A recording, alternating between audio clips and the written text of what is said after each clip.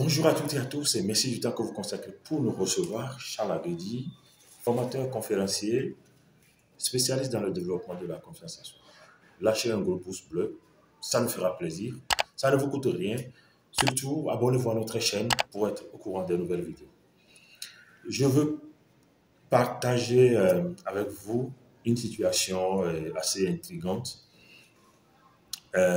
C'est un phénomène d'assassinat que je remarque il y a un certain nombre d'années, dans les hôpitaux notamment.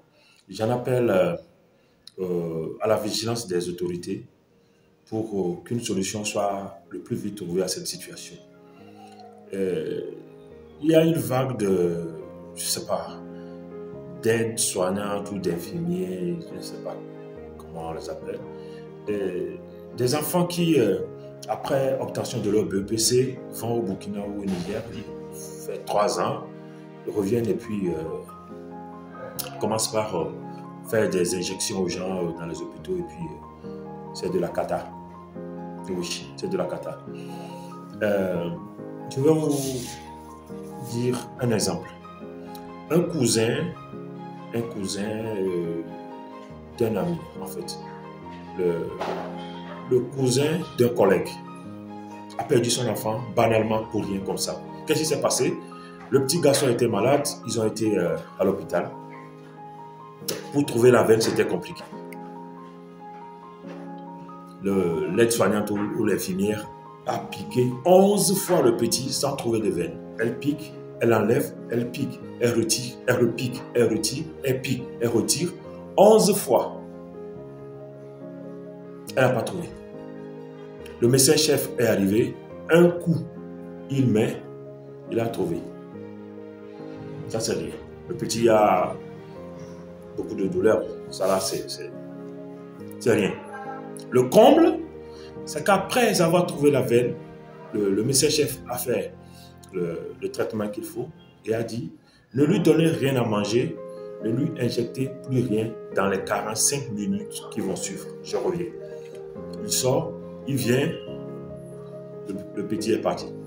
Je veux dire, le petit est décédé. Qu'est-ce qui s'est passé réellement? Quand notre aide-soignante est revenue, elle a fait des compositions, elle a mis à l'enfant. L'enfant a commencé par faire comme ça. L'enfant est parti. Le médecin est revenu, quelques minutes plus tard, il a constaté le dégât. Qui a fait ça? Qu'est-ce qui s'est passé? Le papa du petit malheureux, il dit voilà, c'est le docteur qui est arrivé, la dame, docteur dame, qui est arrivé et qui a fait une injection. Le petit a commencé par faire comme ça jusqu'à il est décédé.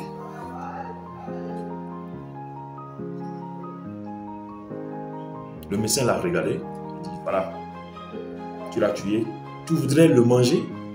C'est ça non? Prends-le, va manger. C'était triste, non pas parce que l'enfant est décédé, mais triste parce que cette dame ne prend pas encore conscience de ce qu'elle constitue un danger public. Et je parie que 99% de ces enfants-là qui viennent comme quoi elles sont infirmières, aides-soignantes, qui n'ont rien, excusez-moi le thème, qui n'ont rien dans leur crâne. C'est parce qu'ils n'avaient pas de niveau qu'ils ont vite arrêté les études en classe de 3e. Je ne sais pas par quelle alchimie ils ont eu le BEPC. Et voilà. Comment est-ce qu'ils ont fait la formation? Écoutez, pour être médecin, il faut 7 ans de formation en médecine à l'université. Et là, on ne échoue pas. Tu échoues une seule fois, c'est fini pour toi. Tu fais plus la médecine. Parce que c'est la vie humaine que tu es appelé à sauver. Supposons que lorsque tu faisais le cours, je parle de ces gens-là, durant leurs 3 années, ils faisaient leur cours et ils ont séché un cours où s'amusaient lors du chapitre sur l'intervention chirurgicale du foie, par exemple. Ils n'ont pas suivi ce cours. À l'évaluation, le sujet sur l'intervention chirurgicale du foie est arrivé. Ils ont triché, ils ont validé. Jusque-là, il n'y a pas de souci. Mais quand ils seront à l'hôpital, dans le cas pratique, on amène un patient souffrant de ce traumatisme et qu'il faille traiter. Elles feront quoi? Rien. Elles vont tuer la personne. Deuxième exemple, la fois dernière, devant, il y a, je ne sais pas si c'est sage-femme ou bien, elle a cassé le fémur d'un nouveau-né, un bébé qui a été de naître il y a quelques secondes. Pour sortir le bébé, elle a cassé le fémur du bébé. Je ne vous raconte pas de n'importe quoi. Donc, je demande à ce que l'État retrouve cette situation-là, gère ça. Sinon, c'est dangereux ce que les femmes la font, ce que les filles la font. Pour finir, il y a un autre exemple. Je ne sais pas s'il faut le dire, je dois le dire. Il y a une qui dit qu'ils sont allés faire une composition. Elle est là avec son portable. Elle recevait elle envoyait les questions par WhatsApp. Quelqu'un était dehors avec des documents, répondait, lui renvoyait, et puis elle copiait pour pouvoir traiter les êtres humains.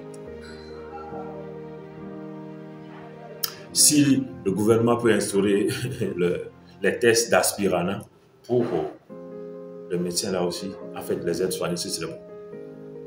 Tests d'aspirant au métier d'infirmier ou d'aide-soignant. Moi, j'ai mon oncle qui fut docteur avant d'aller aux États-Unis. Avant de le voir ici, il faut que tu prennes un rendez-vous. Le gars, il est allé aux États-Unis. Les Américains ont dit, tu reprends niveau brancardier. Un docteur, il reprend niveau brancardier. Je ne mens pas. C'est le docteur Pletsuka Magloire, il est à Texas. Il a dû reprendre les études encore aux États-Unis. Ce n'est pas de la blague. On laisse les enfants 2 ans, 3 ans quelque part dans des conditions qu'on ignore et puis les enfants reviennent pour massacrer les... C'est pas sérieux. C'est pas sérieux.